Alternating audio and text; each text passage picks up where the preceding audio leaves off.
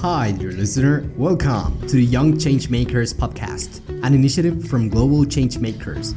Your co-hosts, Sophie, George, and William are very happy to have you join us today. Over this first season, we'll show you the incredible impact of youth and hopefully inspire you to take action too. Don't forget to subscribe, and if you're ready, let's go! Hi, dear listeners. Welcome to the second episode of 2020 of the Young Changemakers podcast. So 2020, new year and new decade. Really excited to start this one off. I hope you guys enjoyed your break over Christmas and New Year's. And I hope you also started off this new chapter of your life well. So this is actually going to be the last episode for me for the first season. It's been really, really interesting taking on this challenge of growing this podcast. And George and Willie still both have an episode to launch. And we're then going to work on the second episode or second season of the show. So if you guys have any feedback or any suggestions or even ideas of people we could talk to, please feel free to write us an email or on social media at wearegcm. Don't hesitate to write to us. Very welcome. Okay, so let's jump right in. So today's interviewee is Kasha Slavner. She is a 21-year-old filmmaker, photographer, and writer from Canada, and she's also a passionate advocate for gender equality and peace. She is the founder of the Global Sunrise Project. This is a positive impact media organization, and they released back in 2017 a documentary called The Sunrise Storyteller. And this documentary highlights stories of resilience from around the globe and has screened at over 50 film festivals and won 28 awards, including the Ron Kovic Peace Prize and Women Transforming Media Award. So quite an interesting documentary. Go check it out. But on today's episode, we dive into the world of social entrepreneurship, and Kasha explains why visual storytelling is such a powerful tool for change. So I'm very excited for you guys to have a listen to our chat. I really, really enjoyed my chat with Kasha. I learned a lot. And without further ado, enjoy the episode. So hi, Kasha. Hello. Welcome to this episode of the Young Changemakers podcast. Welcome to the show. How are you today?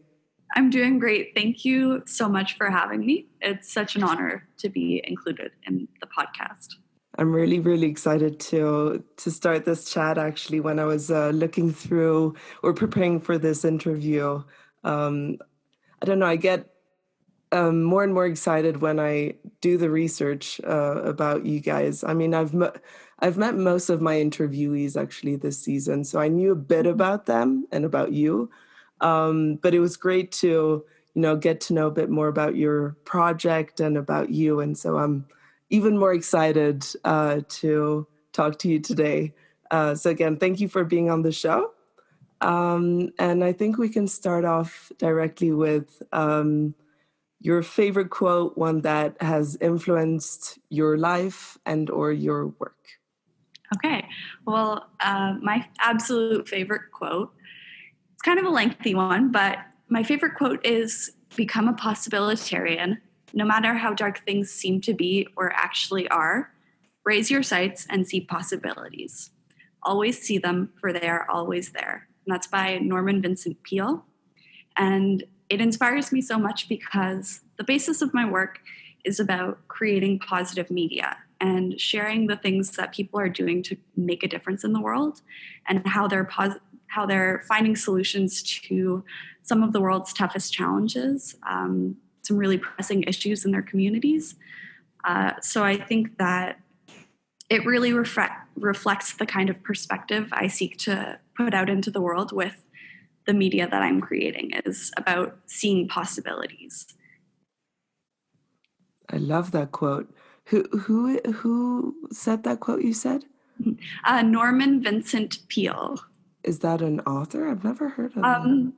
I read the quote online, honestly, and I need to look back into the history because sometimes I forget who he is, but his words inspired me very much when I came across the quote.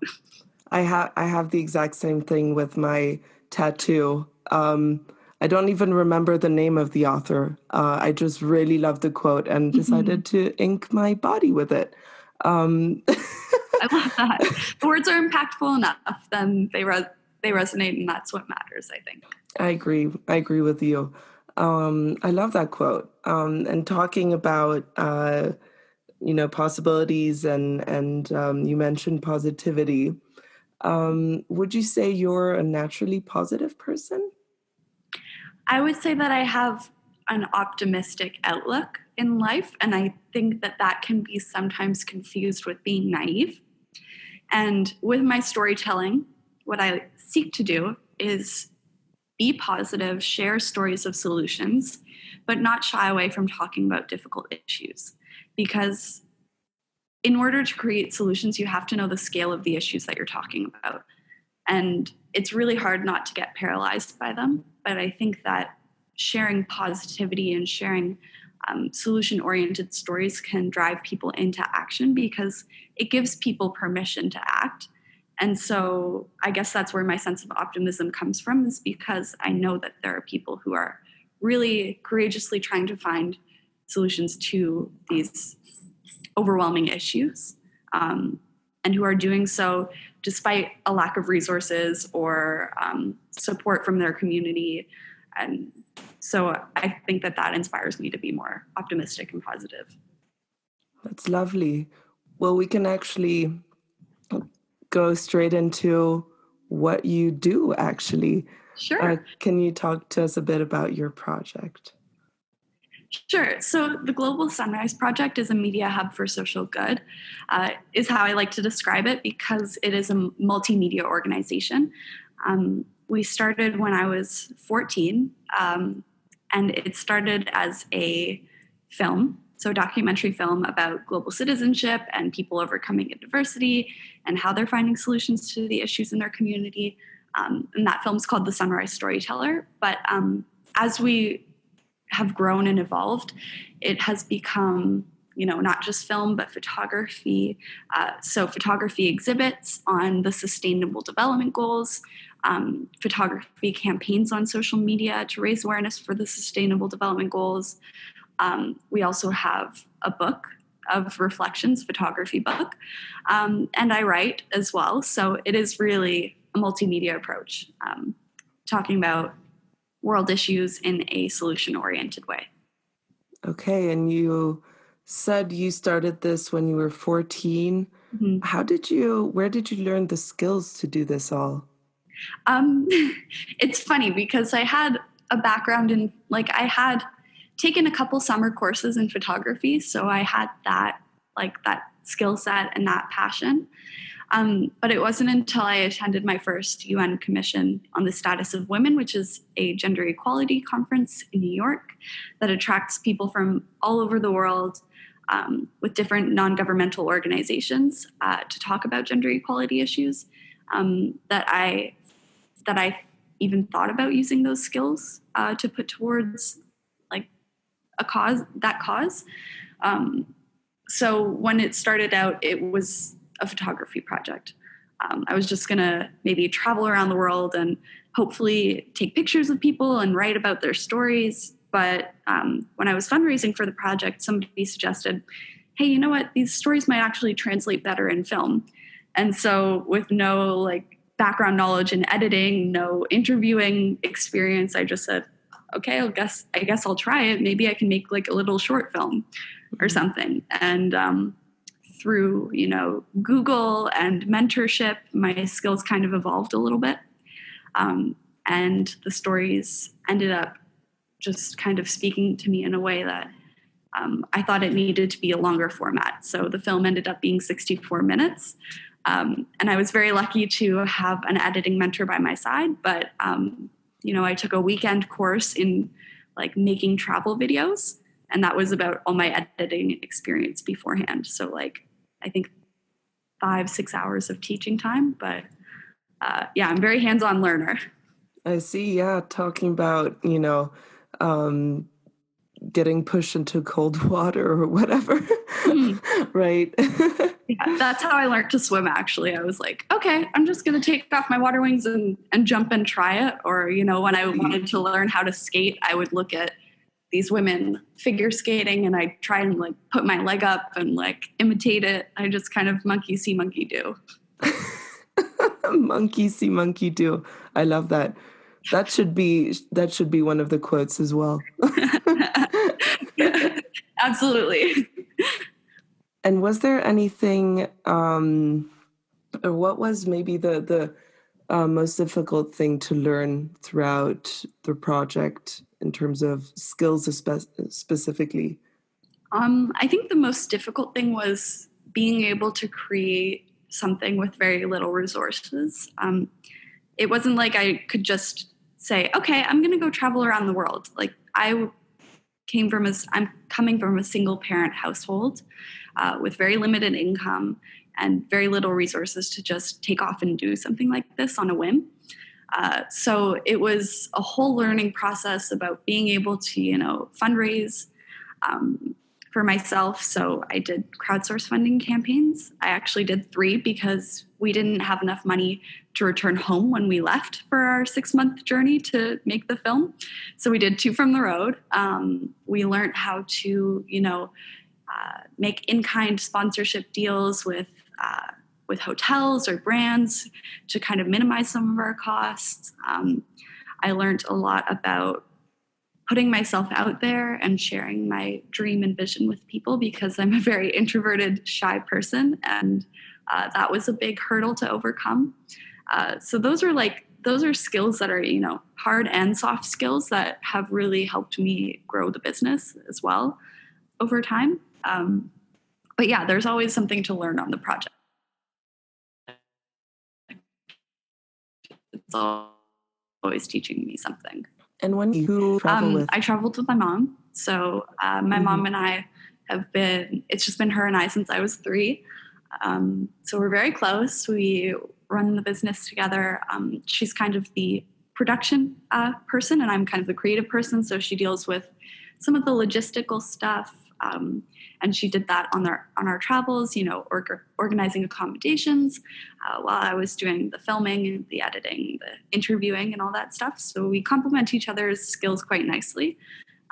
She had a background in publishing, so also no film experience like myself. So we were both just kind of doing this and learning this together. But yeah, she's been a great support in this. That's awesome to hear. Yeah. And I wanted to mention something or come back to something you mentioned rather. You said you were quite an introvert or still are. Any tips for any of the introverted listeners that want to do something along the lines of what you've done? I think it's very difficult for maybe introverts to put ourselves out there, especially with something that's very close to our hearts. But I've learned that it's the most rewarding thing. If you're connected to your purpose and you have something that you want to share with the world, nobody's going to benefit from it, you keeping it to yourself. So it's always a process of putting yourself outside your comfort zone. I started small, just one person at a time, slowly making connections and, putting myself out there at networking events and stuff like that, just building that social, I guess, not awareness, but just practicing socially.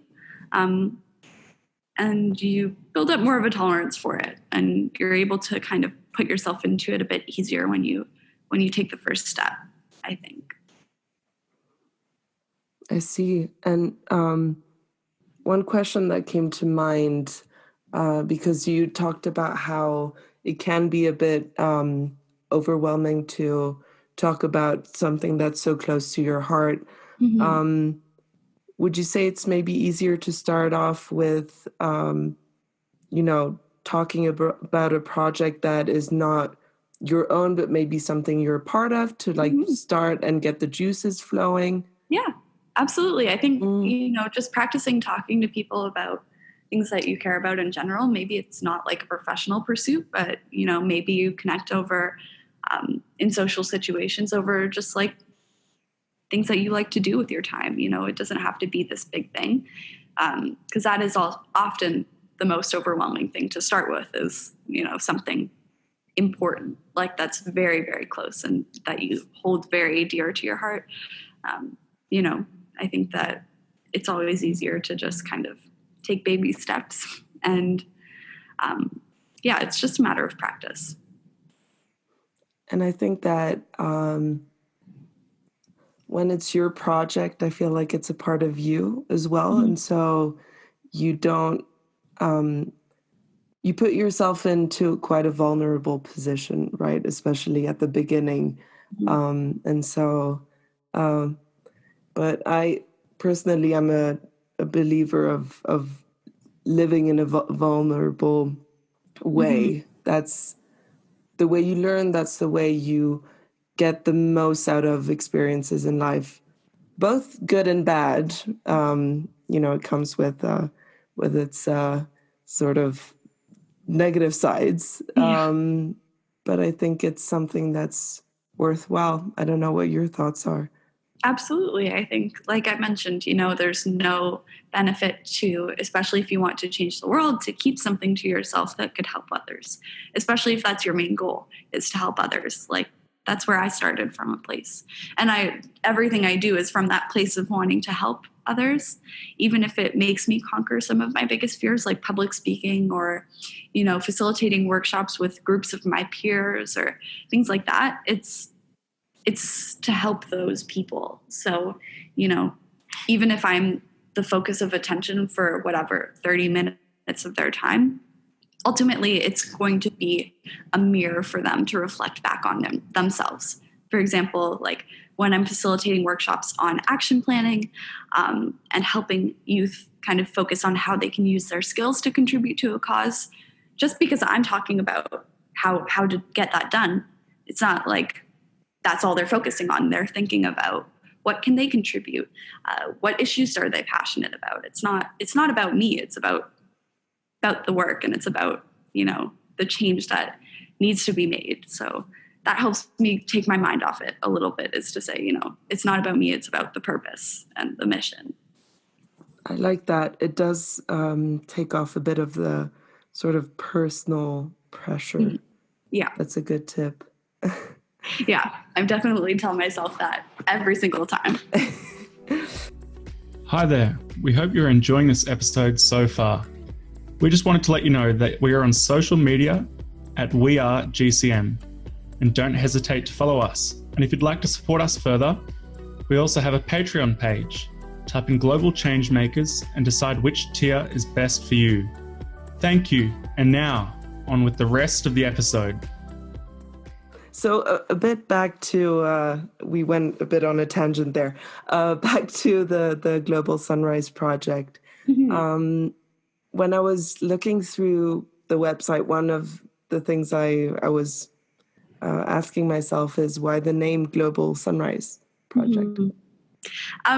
So the Global Sunrise Project, I guess the sunrise is at the core of the rest of the title. Because like I spoke about that sense of positivity, I think hope is very important. And the sunrise is kind of a symbol for hope, the start of a new day, new possibilities, new opportunity to do something good. And also it's just such a beautiful thing that I think inspires that sense of hope and wanting to create beauty and bring light to the world. It comes out of the darkness, the sun rises from the dark. So people rise out of adversity from the darkest places of their lives to create change. So there's a whole bunch of symbolism behind the sunrise for me. And then global, just because, the scale of our work is touching people around the world. Project just fit with the rest of it. Because from the beginning on, it was, you always wanted it to be global, right? Yeah. Okay. Yeah. Okay. So that's where the inspiration came from, because like I said, at the Commission on the Status of Women, I was meeting people from countries that I'd never traveled to before. Like, I really hadn't traveled much before this project at all. This was my first time, out of the Americas, so to speak. Okay. So it was a really enlightening first experience. But yeah, the people who I met at the UN were from all over, and they were inspiring to me. So interesting, yeah. And you mentioned that sort of the main media tool is visual storytelling. Mm-hmm. Can you tell us why that is so, and why you like visual storytelling? Mm-hmm. Well, I think it's a big part of culture, storytelling, historically, but also presently. One thing that I noticed was that even back then, when I started 6 years ago, the mainstream media, the way it covered the rest of the world and global events was very negative. It was very overwhelming. There were lots of stereotypes that were played upon about countries around the world. And, it didn't really match up with the perspectives that I was hearing from people in those communities. I think that the mainstream media can be quite sensationalized. And, I'm hearing more and more frequently as I have been working on this project, there's a global sense of overwhelm. People don't want to pay attention to the media because it is so negative. And then they just don't become informed anymore because they're shutting themselves out from the rest of the world. And so instead of numbing people, I want to use media to help people feel a sense of importance and a sense of urgency, and hope towards taking action. And I believe that stories can connect us beyond borders. Like, they can connect us beyond cultural differences, to just see like people and humanity reflected in very similar ways across the board, whether you're in, North America or East Africa or Southeast Asia, wherever you are in the world, to see that there are similar challenges in local and national and global communities. It can really unite people. And that's one of the things that I've been hearing from people who watch the film, is that, I didn't realize that there were these issues there, but they're so similar to the issues that we're experiencing in our communities too. And this is what these people are finding ways, to overcome them or have a sense of positivity, and that reflects back on them too. So I think media can be a mirror.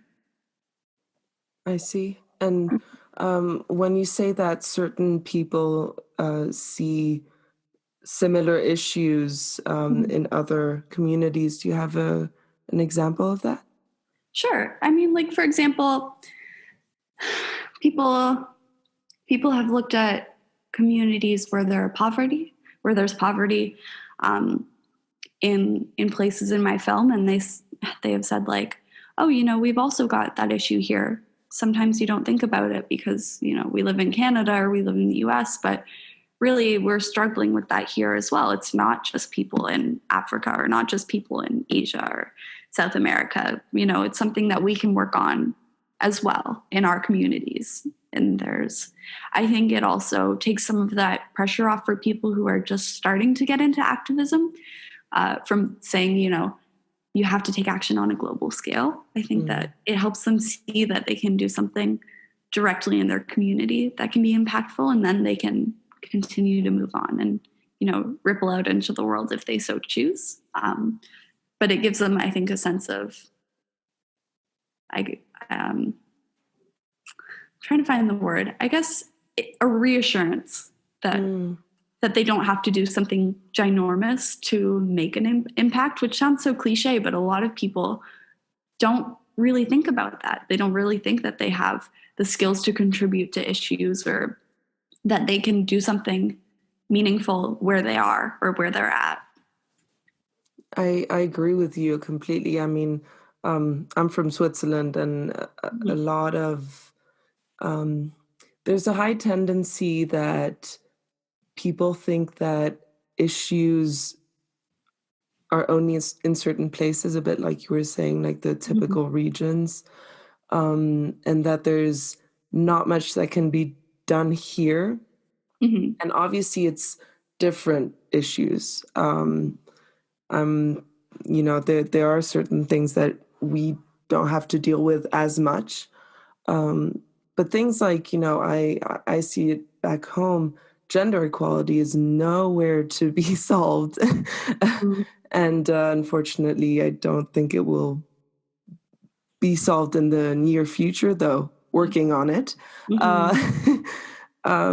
But just that, you can work on that, or, more education on sustainable education, right? Or on sustainability as a whole. That's something we didn't have at school, and it's something that I see as a massive plus and should be taught at school.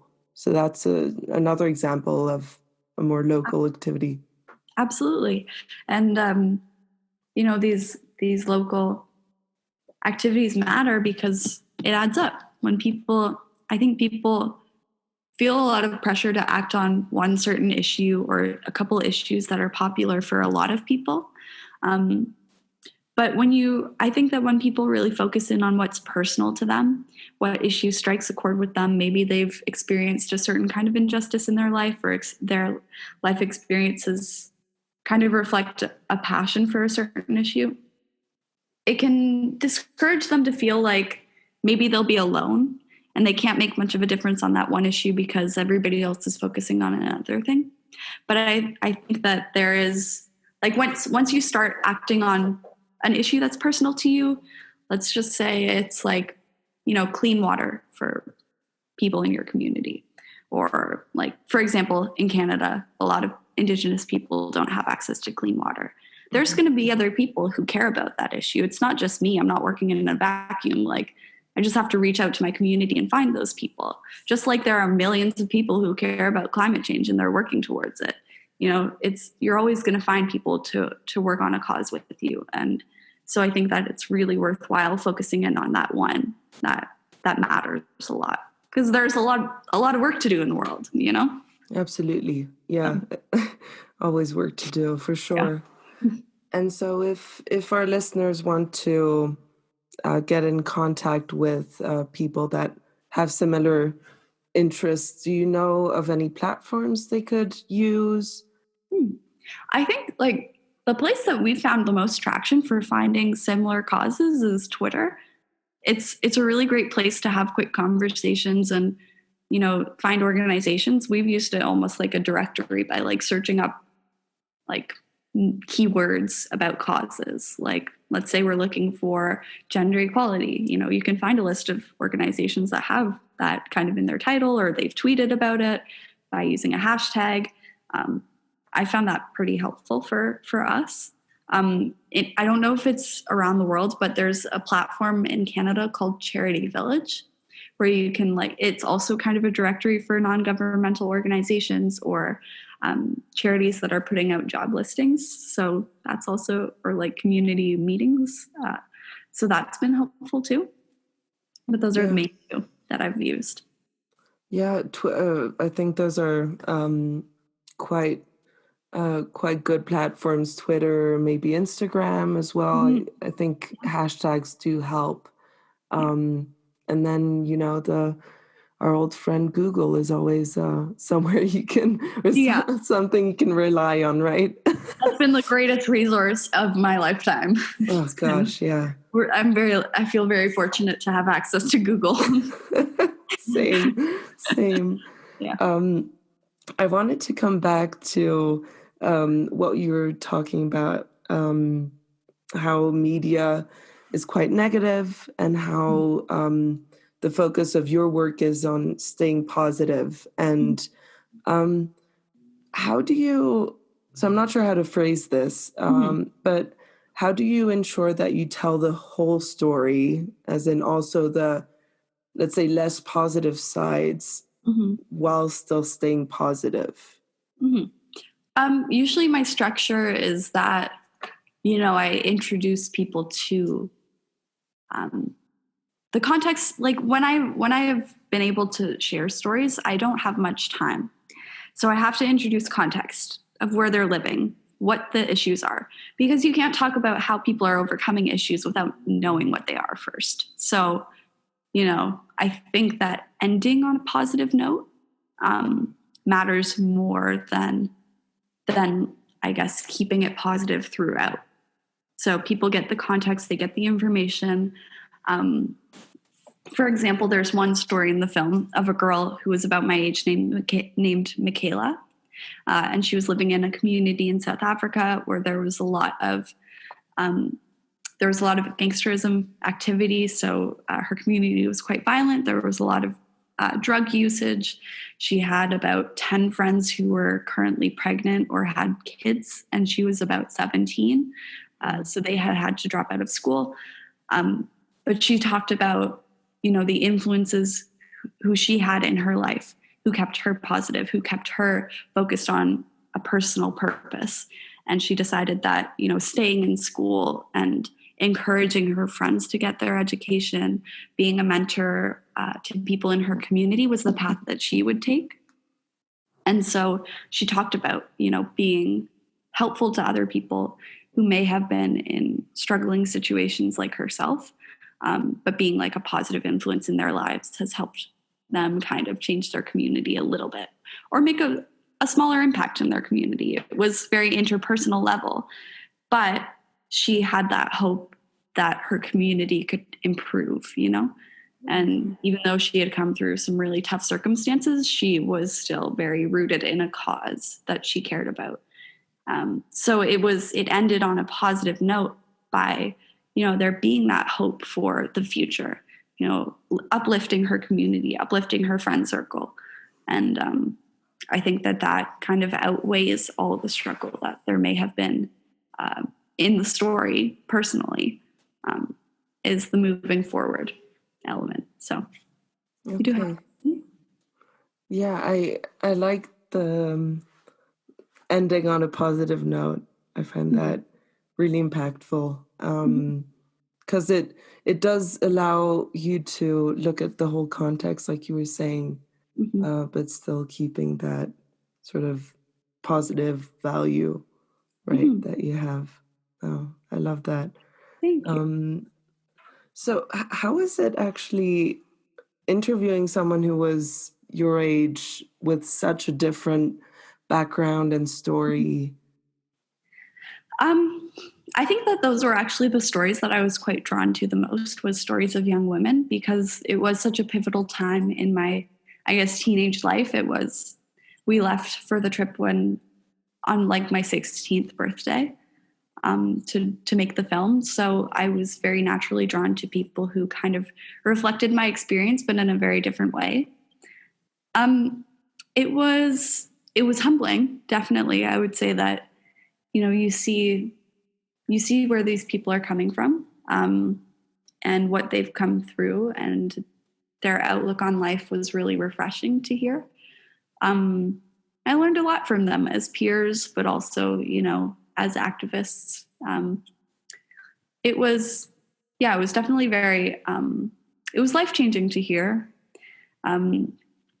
their stories, and just, I guess, kind of figure out ways in which we could continue to support each other, even if we were living in different communities, staying in contact with one another and hearing about their progress in their work life or their school life or their, community activism life. I think that it just helped grow that circle of support.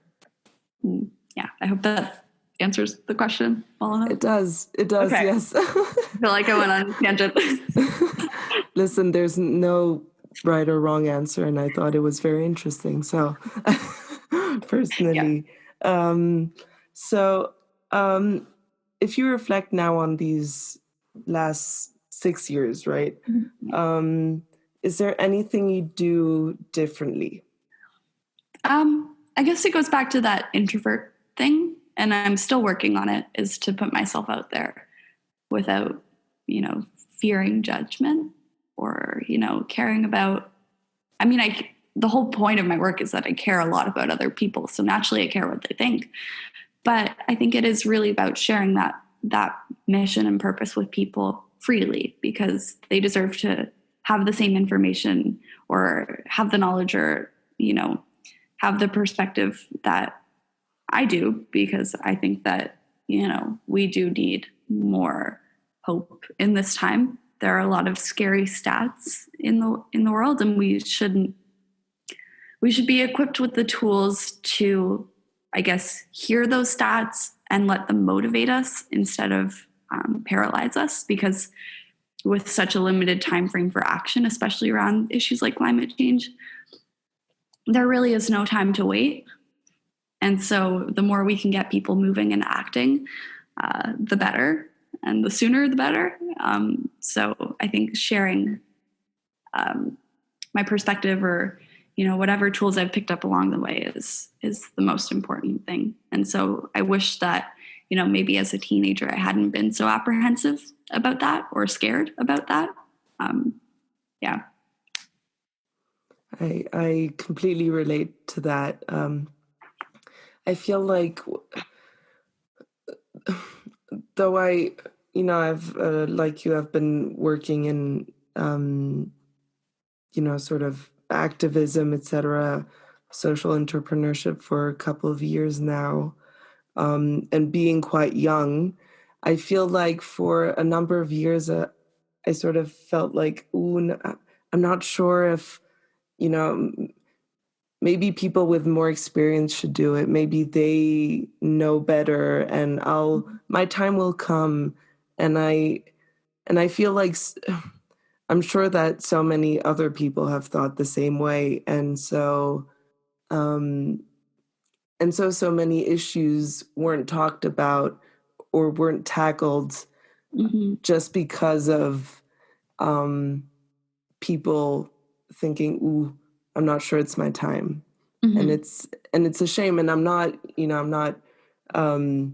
blaming them. I want to point that out. I'm not blaming them. It's just at all, or blaming myself for that matter. But it's something to reflect on and try to motivate more people to, just do it, basically. Absolutely. Yeah. Right? Yeah. I totally get that. And I think that it's hard because it never really feels like, I think we all wait for like this perfect time, and there's never a perfect time. Like, I'm still struggling with that. It's like, oh, maybe I can wait a little, or like, maybe it's not really my right time, but I think you have to make the time right. You have to make the time right for yourself. And, I think that's all there is I have to say about it. It goes back to that practice. It's just really putting yourself out of your comfort zone, or trying to on a regular basis. And do you have a bit, you talked about right time. Yeah. I struggle with, I guess it comes down to imposter syndrome, but am I the right person to do this, right? Yeah. Am I legitimate to talk about these causes or do the work I do? I struggle with that all the time. And I guess something that just came to mind is like, there's also no one right person, because there's so many climate activists that are, getting positive attention for their work, or so many gender equality activists. And what makes each person special is that they have different life experiences, different perspectives to offer, because there's no one like quick fix for any of these issues. It's a targeted approach from so many different ways. Some people are, maybe film is my approach. Some people are community organizing. Some people are really great speakers. Some people, have the power to, rally people up through social media. There's so many approaches. So each perspective is really valuable to this. It's all like a piece of a puzzle, So there's no one right person for it. I agree. And I'm actually going to wrap this up with this last little part of our conversation, just because I think it's been my favorite part of the conversation. And I think it's a lovely way to, finish on a positive note, right? Like you said. Yeah. To quote you.